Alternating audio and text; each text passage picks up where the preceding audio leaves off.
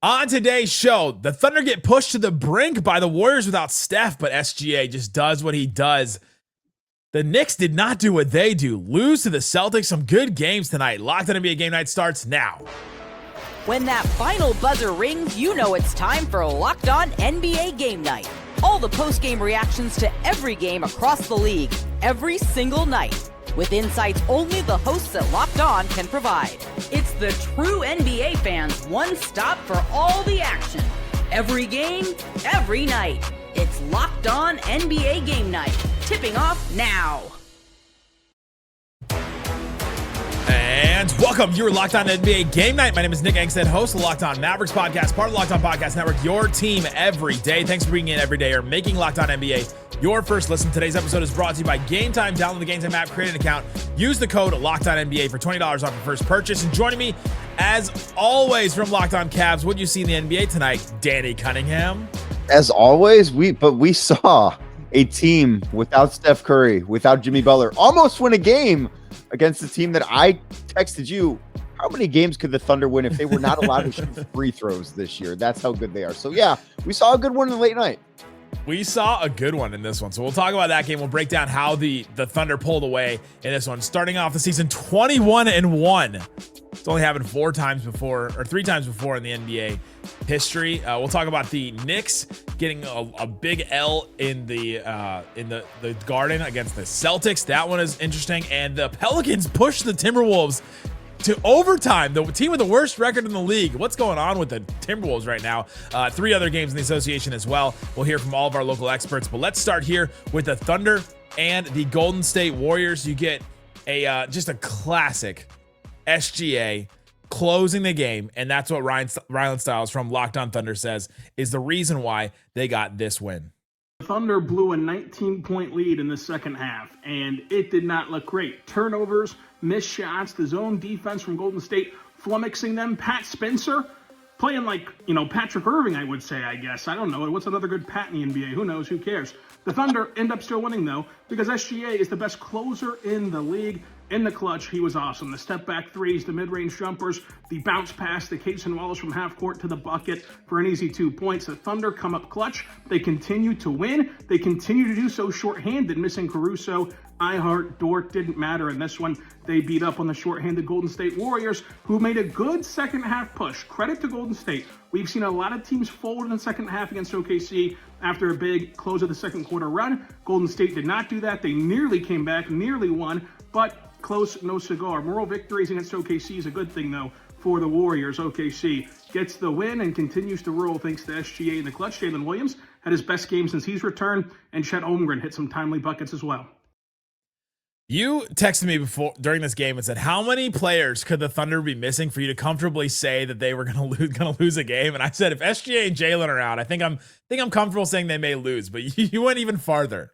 Oh, yeah, I need at least two role players. And I thought this when they showed Lou Dort on the bench in street clothes, when they showed Alex Caruso on the bench in street clothes on the broadcast. I'm like, how many guys? And obviously, J-Dub is back, and he had a very good game, I thought, in this one. Mm-hmm. But I just, how many guys do they need? Because I am of the belief that if you just divided them in two, like if you separated SGA and J-Dub and their team captains, and they got to pick their own current teammates and build teams, both of those teams would be Western Conference playoff teams. So I think that they could be without both of those guys. They could be without Caruso, maybe Lou Dort, maybe even somebody else. And just some way, somehow, they would find a way to win, because this organization right now, Nick, just has such an embarrassment of riches. And it was, I thought, really cool to see the Warriors make the run that they made, considering obviously there was no Steph Curry in this game. Jimmy Butler did not play, I believe, in the entire second half. I don't rember if he tried to play early. No, he didn't start in the second half. He only played 15 minutes in the game. I do wonder if part of the Thunder's thing, because they went on that run before halftime, and then they see, okay, no Jimmy Butler, you kind of take the foot off the gas. And the Warriors did some good things. They went to a zone coverage late in the game that did give OKC some problems, but then it's just oh yeah, we have Shai Gilgeous-Alexander. He can just get to 13 feet from the basket and make it every single time. The thing about SGA, though, is you watch him and you're like, all right, well, here's the MVP, the finals MVP. What else has he got to prove? What else does he do? What does he do that actually makes him so good because I've seen some people talking about like, oh, he would have the number one PER in all of NBA history right now. So would Jokic and so would Giannis, but it's wild to see what he's doing. And I'm watching this game in the fourth quarter. So the Thunder blow this lead. They have a 22-point lead. They blow this lead. And they just did not panic. They did not freak out. They did not start turning the ball over, doing ridiculous things. Golden State Warriors show their zone early in the fourth quarter. And SGA just kind of shades over the left wing, gets a wide open catch and shoot three, knocks it down. Fourth quarter, about 4 minutes left in the game. Golden State shows a double, a trap around half court. And he just and Pat Spencer was just a little bit hesitant trying to come up to that trap. And SGA just rushes it, swings it around for a three. And they get a wide open three. And you're just like, he knows exactly what to do. He makes the right choice every single time. It's the IQ from SGA. It's the decisions from SGA. It's how slow the game is for him that he can just know instinctively exactly what to do when either a zone is set to him or a trap is set to him or single coverage or if somebody's coming up and blitzing. It doesn't matter. He just makes the right choice every single time. 38 points for him. 13 of 21 from the field. 7 of 10 from the free throw line. 0 turnovers for him as well. Like just another excellent game. And he closed it. Ryland's right. He's the one that closed it and got this one done. I'm glad you brought up the IQ part of it because I am of the belief that the hustle type things and the work ethic type things, those things can be, you can inject those into your teammates, right? Like that is something that I think can be something your teammates pick up on. But with him, it feels like the IQ is something that bleeds over into the rest of that Thunder roster because you're right that he makes the right play constantly. And more often than not, it's him finding a way to go score. But it feels like everybody else on that roster also makes the right play. Like there was one play where the Warriors are in zone. SGA is able to penetrate it a little bit, kicks the ball out to J-Dub on the wing, who then throws it to Isaiah Joe in the corner. It's just like, that is perfect. Like that is the exact way to beat the coverage the Warriors are in. And maybe you're not going to do it the very first time when the Warriors will throw it at you out of a timeout and like that when you're a little surprised, but you see it once and you dissect it and then they just don't get it wrong again. And that to me is one of the most impressive things. Is I was sitting there watching this game thinking this team does not screw up. A big part of the reason why they're 21-1 is they never beat themselves. And you can't say that about very many teams, not only now, but ever. Well, there's only been 3 other teams that have started 21-1 or better. The Warriors in 2016, the Rockets in 1994, the Knicks in 1970. That is insane. All those teams went to the NBA Finals, so we're looking at a potential NBA Finals team in this Warriors team, or in this Thunder team for sure. The Warriors, though, did push him to the brink without Steph Curry. Jimmy Butler didn't play in the second half. Draymond Green was even in foul trouble this game. Got his 5th foul with 5 minutes left in the third quarter. Let's hear from Chuck Walter from Locked On Warriors about how the Warriors made this a game. Man, it took Oklahoma City 38 points from Shai Gilgeous-Alexander to survive this win over the Warriors and improved to 21-1. You say survive, Chuck. It was a 12-point game. This was a scheduled loss coming in for the Warriors. Jimmy Butler had to leave early in the second half. I fell asleep in the second half. What are you talking about? Yes, the Warriors were down 20 at one point. In fact, they were down 19 at halftime. And then all of a sudden, dudes just started stepping up. Role players for the Warriors. Seth Curry was hitting shots. He had 15 points, almost perfect from the floor, rather 14. 6 of 7, 2 of 3 from deep. Brandon Pajimski had a great game with 17. Gary Payton started hitting threes. Buddy Hield, Draymond Green, Pat Spencer looked like prime Jeremy Lin for a minute there. It was a really good effort from the Warriors. Probably the best moral victory you will get from a 12-point loss. But it's because they never had a chance in this one, and they actually did, leading the Thunder with about 5 minutes to go in the fourth quarter before Shai just poured it on. He had 38 to lead the way. I'm going to talk about the entire thing on the Locked On Warriors postgame show. The thing about this for the Warriors is it wasn't Jimmy Butler. It wasn't Draymond Green. They started going this run. They're down 22 with 10:23 left in the third quarter. They go on this run, like a 35-14 stretch where they end up eventually taking the lead in the fourth quarter, but cut it to 1. And it's Seth Curry, not Steph Curry. Pat Spencer, not Cam Spencer, not any other Spencer. I don't know, Spencer Haywood, whoever other Spencer you want to say. Jonathan Kuminga, Quentin Post, Buddy Hield. It's those guys that actually made this tough for the Thunder. And I was shocked just watching like this bench unit basically for the Warriors push the Thunder in the way that they did.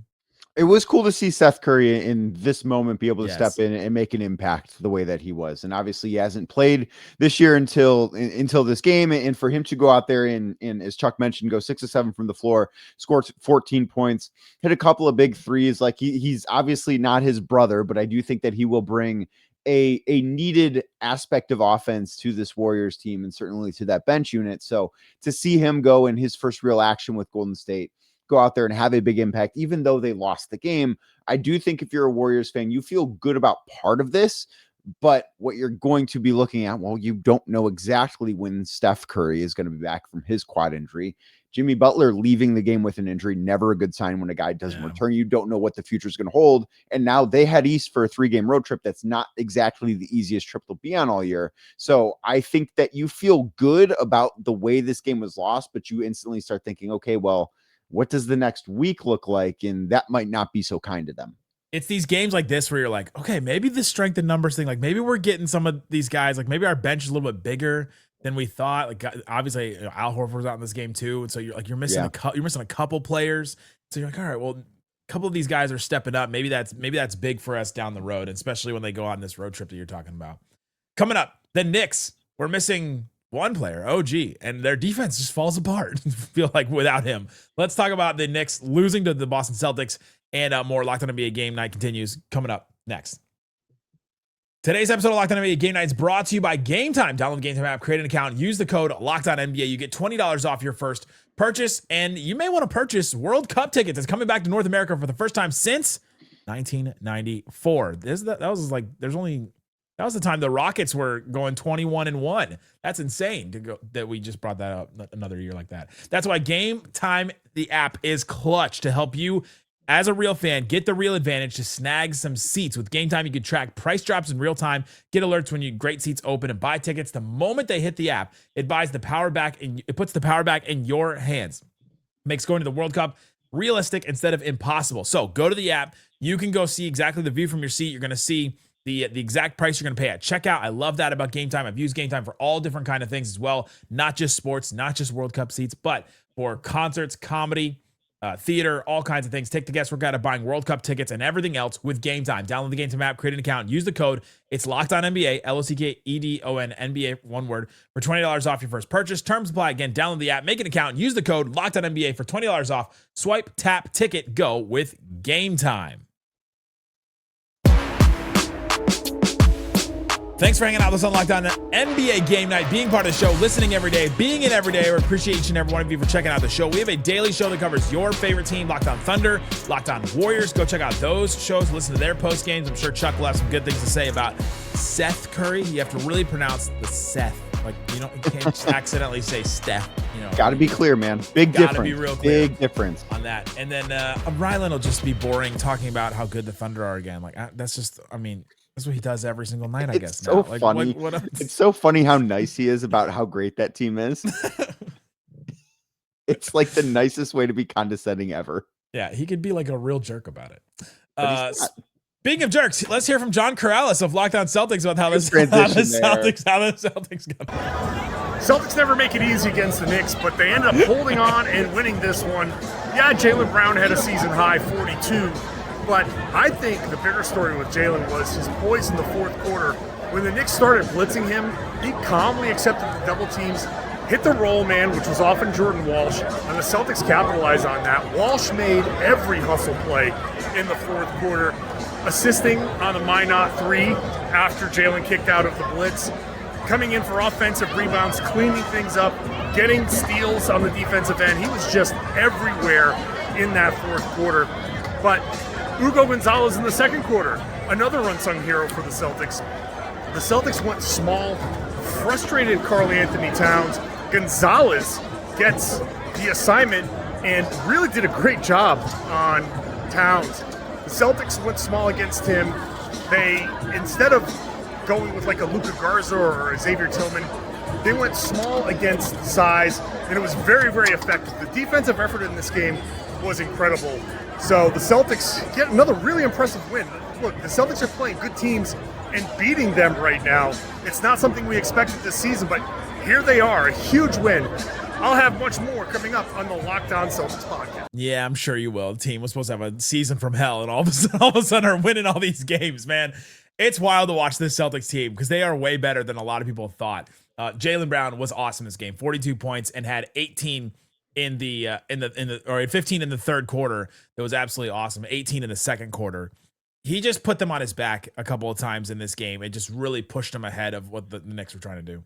He did. And one of the things that John mentioned there, I thought was a big key to this, because New York is a team that certainly plays bigger than Boston does, right? They have Karl Anthony Towns, they have Mitchell Robinson. They will go to those bigger lineups, and the Celtics countered by going small, like John mentioned. And that meant a lot of times Mitch Robinson ended up having to try and be the guy to defend Jaylen Brown, both in the third quarter and a little bit in the fourth quarter. And that just was not happening. Like a lot of the points that Jaylen was able to score, those 15 in the third quarter, came with Mitch Robinson trying to defend him, and he was having his way, and they could not play Mitchell Robinson in this game in large part because of that. And that is when you saw the Celtics really stretch that lead out, because it was weird to see because New York got off to such a good start, and then the second quarter was all Celtics, the third quarter was all Celtics. Fourth quarter, the Knicks put on this furious run to come back, which included a 6-point possession at one point. But there were so many good things from Jaylen Brown. Like John mentioned, Jordan Walsh was everywhere. Like he did the same thing against the Cavs on Sunday. Like he just made all these hustle plays. And to me, he wanted this more than everybody else on the floor in this game. Like you can look at the box score, and his box score numbers are very unassuming. 8 points and 6 rebounds. Like you're not going to look at the box score and think, oh yeah, this guy really, and he was a -9. But what he did in that second half, some of the hustle plays that he made, teams would die to have guys do that for them on a regular basis. I think he's been awesome lately, and he was a big reason why the Celtics won this game. Well, you said that the Knicks had this furious comeback. Celtics were up 18 with about 11 minutes left in the game. Knicks went on a 21-6 run and cut it to 3. And then you're like, all right, well, one of these teams has got to close it. It's either Brunson and Cat on one side, or it's Jaylen Brown and Derek White maybe. And Jordan Walsh goes, no, it's me. Actually, he gets 3 big offensive rebounds. The Celtics take a 8-point lead into the final 4.5 minutes. And then he gets a drive and a double clutch finish to make it 5 points with 5-point lead with 2 minutes left. And you're like, where did this guy come from? Like, oh my God. I thought there was no way that layup was going in. That double clutch, like it looked ugly. It was not a good looking shot. I'm like, oh man, this is, especially for a guy who had done so many good things to get them to that point in this game. I thought, oh man, he's going to miss this, and they're going to lose because of it. New York's going to go down and score, and somehow that ball went in the basket, and good for Jordan Walsh, man. That would have been a huge swing because Bridges was getting really hot. He had just hit a 3 to cut it to 3 before that. Then Brunson, after the Walsh double clutch layup, Brunson missed 2 shots in a row at the rim. Derek White got fouled, hit 2 free throws, and then it was a 9-point game with 1:25 left. And you're just playing a math game at that point, and it just did not work for them. Even though they had a chance with a Jaylen Brown turnover with like 24 seconds left. That was such a bad turnover. I was like, oh no, he almost gave that one away. He just threw the ball out of bounds. He just threw the ball out of bounds, which Jaylen Brown, I think at times, for whatever reason, is prone to doing these things. And he had 4 turnovers in this game. But he just threw the ball like to the sideline, and it didn't make sense to me at the time. And it still doesn't make sense to me. And the Knicks were able to, I believe, cut it down within 4 in the final 45 seconds, but good for the Celtics to getting a good win against a good team, man. Speaking of not making sense, though, I look up from the game from the Knicks Celtics game, and all of a sudden the Wolves are in overtime against the Pelicans with the team with the worst record in the league. How did that happen? Let's hear from Ben Beacon from Locked On Wolves on how the Wolves pulled this one off. The Minnesota Timberwolves needed a late comeback to force overtime and beat the miserable, now 3-19 New Orleans Pelicans on Tuesday night. I'm Ben Beacon, host of the daily Locked On Wolves podcast. The Timberwolves messed around in the first half. They gave up 43 points in the second quarter. The perimeter defense was terrible. They actually ended up losing the points in the paint battle on the night. They gave up 70 points in the paint.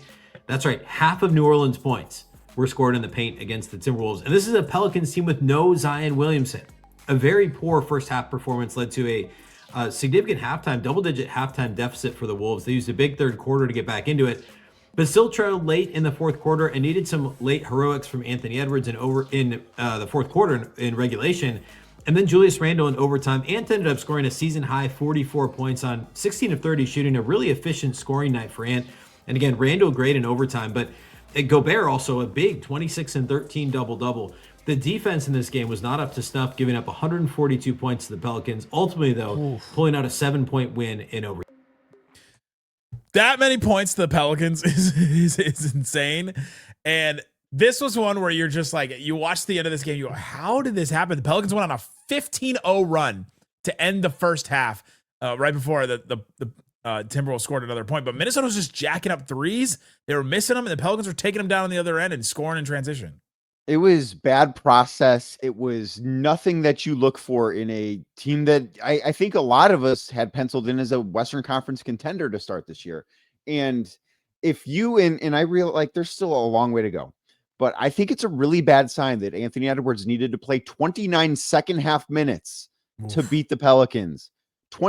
Nick, there are only 24 minutes in a normal second half. He did not leave the floor the entire second half in a December game against the worst team in basketball. That's a really bad sign. And like, he was great. Give him a ton of credit. He was awesome in this game. But the fact that they needed him to do all this, I think is a really, really bad sign for where the Wolves are at right now. For whatever reason, things have not clicked in the way that I certainly thought they would. And I think a lot of people thought that they would click. And maybe the Wolves just are going to be a team that gets off to the slow start because they've done that the past couple of years. But I right now, Chuck with the Warriors game mentioned that being kind of like a moral win for them.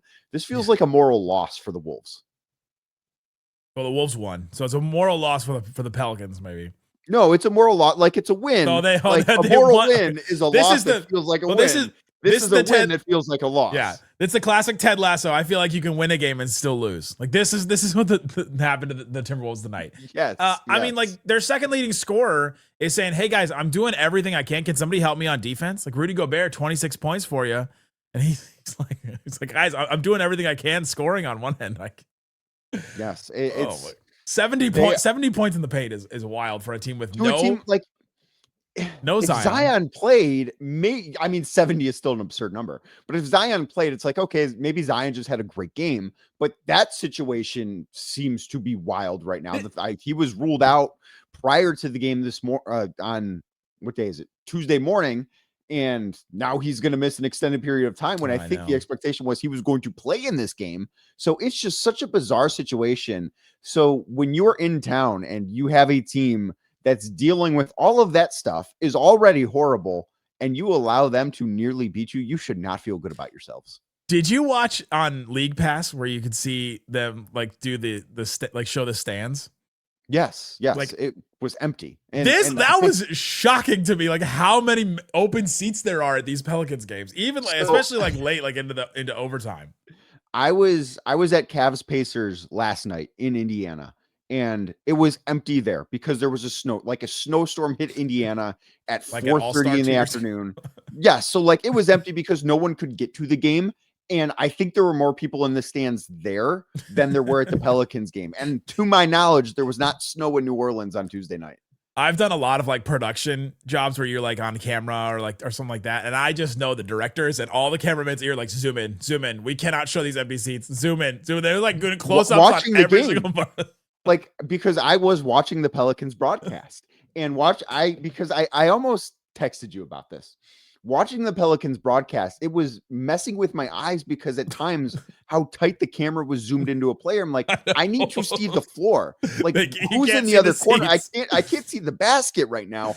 I see a close-up of someone getting trapped on the sideline. I want to know where anyone else is, but they don't want to show the stands because they're empty right now. So it ruins my experience as a viewer. At least Smoothie King doesn't have like the red seats, or like the orange seats that show up really It would not have mattered what color seats they were. That's true. We can still see there's not a human there.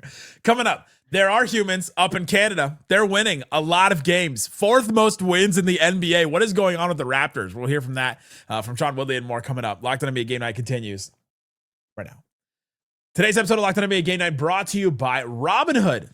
What if sports were traded like markets? Now you can put your sports IQ to work in real time with Robinhood prediction markets. It's not just you against the house. It's you participating in a live market. You can buy or sell your positions live all game long. Use your sports knowledge in the moments that matter. Robinhood Prediction Markets changes the game. It's people moving the action. So when momentum shifts, you can move with it. I always knew the game, but I never had a dynamic way to apply that knowledge. Now I can actually take part live in a market powered by people. You're no longer just a spectator. You play by play, you decide. Trade every play with Robinhood, now available across the U.S. Download the Robinhood app now to begin. Big chicken, baby. I think a lot. I'm very smart. Take that for that. Count it up, count it up, count it up, count it up, count it up. It's Counted Up, where we count all the most interesting, fun things in the NBA, including the Raptors. 15 wins on the season for the Raptors after getting a win against the Portland Trailblazers. No Drew Holiday, no Scoot Henderson for the Blazers. And for the Raptors, RJ Barrett's still out. But Scotty Barnes gets a clutch block on Deni Avdija late in this game with about 8 seconds left. Toronto wins at 121 to 118. Quick question here before we hear from Sean. Count it up. Would you rather have a clutch block or a clutch steal, Danny Cunningham? A clutch block. Blocks are way more. They are way cooler. They're on the highlights. Like, no one remembers a cool steal. Everyone remembers a cool block. How about Havlicek stole the ball? How about like one of the most famous calls? How about, in NBA blocked history? by James. That one didn't win the game, though. Yes, it did. Momentum. That won the game. If that does not happen, they do not win that game. Momentum play. All right, here we go with Sean Woodley from Locked On Raptors on how the Raptors 15 wins on the season. Well, it probably shouldn't have been that close, but it was, and the Raptors pulled it out. The Toronto Raptors take down the Portland Trailblazers 121-118, and for the second time in 3 games, the Raptors get a little cute against an inferior opponent in the fourth. Real quick, it's the confidence from Sean Woodley that's getting me right now. He's so confident about this. I'm like, oh, too close for comfort against this Blazers. Fourth quarter playing with the lead. They had a 15-point edge coming into the fourth quarter tonight. Just a couple nights ago against Charlotte, they led by as many as 17 and ended up blowing it away with some really rough crunch time play against the Hornets. Lost that one in overtime. Did not lose this one, though. They pull it out thanks to a really nice, beautiful late cut by Brandon Ingram. Late in the clock, gets a beautiful pass from Jamal Shed to put the Raptors up 119-115. The next trip down, Deni Avdija gets blocked by your defensive player of the month, Scotty Barnes, who was absolutely fantastic in this game, as he has been pretty much all season long. 28 points, 7 boards, 7 assists, and 2 blocks, including that game saver on Avdija late in this one. He has been just everything for this Raptors team. He's playing at an all-NBA level, playing at an all-defense level, and if he keeps this up, yeah, the Raptors might play some close games along the way, but they're also going to win a lot of them because he is just locking things down on the defensive end for a Raptors team that has been very hard to score on in clutch situations this year. That's all I got. More on the pod tomorrow. Tune in. Absolutely impressive by the Raptors with 15 wins. The only teams in the NBA with 15 wins, the Thunder, obviously, the Pistons, the Lakers, and the Raptors. Danny, are you starting to believe in the Raptors? No, I'm not. Scotty Barnes didn't even has ask been you awesome. before. I knew exactly what you were going to say. Scotty Barnes has been awesome. Brandon Ingram's been pretty good. I've watched this team in person 3 times beat the Cavs, and I don't think that they're a team that is a serious contender to win the East. Like, I think that they will be a playoff team. I think they'll be in the top 6 in the East, but I don't view them as a team that has enough top end talent. Like, they've got some really nice pieces, but they don't have the guy, right? I look at Detroit, they've got Cade Cunningham. I look at Cleveland, they've got Donovan Mitchell. I look at New York, they've got Jalen Brunson. I don't think Scotty Barnes is at that level. Say, between Scotty and Ingram, who's closer? I think Scotty is closer. I think Brandon might have more of the skill set that you want late in games, but I just don't know that he's that guy. But I think Scotty Barnes is the better basketball player, certainly the better all around basketball player, I think by a wide margin. But I don't think that they have like the guy that you need to have the best player on that night for sure. And I don't think they have him. The Grizzlies don't have the best guy on any given night because we don't know where he is sometimes, but they lose to the Spurs in this one without John Morant. Jaren Jackson Jr. also kind of a no-show, and Joe Mullinax had something to say about that. If you had told any Memphis Grizzlies fan going into this 4-game road trip that a 3-1 record would be the way that Memphis would be heading back to FedEx Forum later this week, most folks would have taken it. But that doesn't change the fact that there's still a sour taste in your mouth watching how the Grizzlies let one slip away in San Antonio. I'm Joe Mullinax of Locked On Grizzlies, and this was a test. The Spurs are a good basketball team. Are the Grizzlies, with Zach Edey being so significant, are they actually on the up and up? Are they improving? I think that you still have an inconclusive answer there. Zach Edey had another really strong showing. You saw some good performances from young players like Jalen Wells, Cam Spencer. But when it came winning time, when the Grizzlies were in the fight in the fourth quarter, De'Aaron Fox, the current star for the San Antonio Spurs, raised up. He stepped up. He made winning plays. Jaren Jackson Jr., the star supposedly for the Memphis Grizzlies, did not. And that stood out like a sore thumb in the Grizzlies' loss to the Spurs for me. It's a supposed star. Once you start getting into supposed star territory, especially with the guy that covers the team every single day, ooh, that's a tough spot. My question for you. Jaren Jackson Jr., 9.6 rebounds, 2 assists, 5 turnovers, 5 blocks in just 26 minutes. What's our concern meter with the contract, the situation with Jaren Jackson in Memphis right now? I am very concerned, right? I look at that contract, and Jaren Jackson Jr. is a nice player, but Jaren Jackson Jr. is not a franchise player, and he's making franchise player money. And when you're not a franchise player, in my opinion, anywhere near it, like he is, where does he rank? I don't remember where he was in our top 100, but like he's a top 30 player in basketball ish. He's making a lot of money for a guy that doesn't necessarily drive winning and hasn't had playoff success. That is, to me, something that I do think should be concerning, especially when the other guy is almost never available. He was not in this game. Jaren Jackson Jr., just give me a quick guess where you think he was in our top 100. I'm going to say... Was he above or below Darius Garland? He was, I'm going to say he was just above Darius Garland.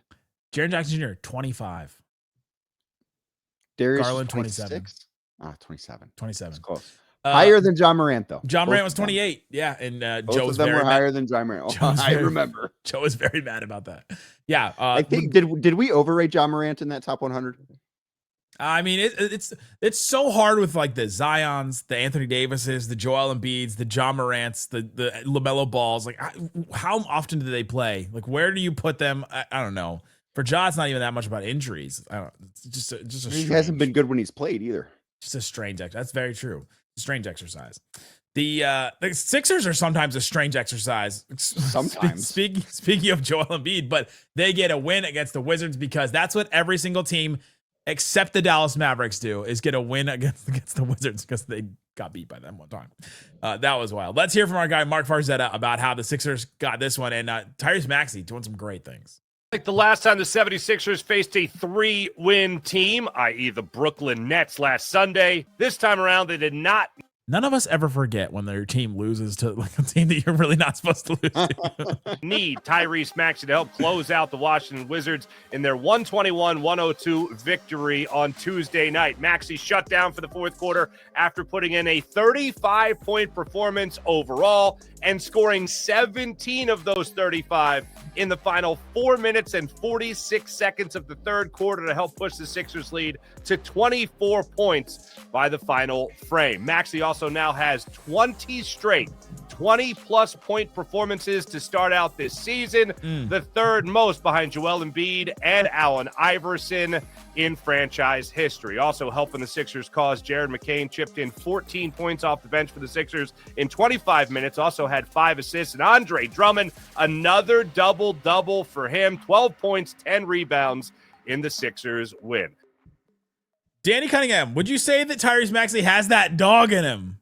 I would say that he does. He does have that dog in him, and I was sitting at home watching the National Dog Show, and all of a sudden Tyrese Maxey shows up. The National Dog Show is in Philadelphia, and all of a sudden Tyrese Maxey was just like trying to lead these dogs around this course. I sent you the video.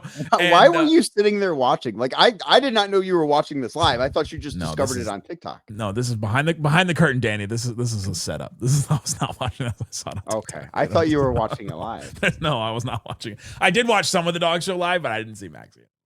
But we didn't need to tell anybody that.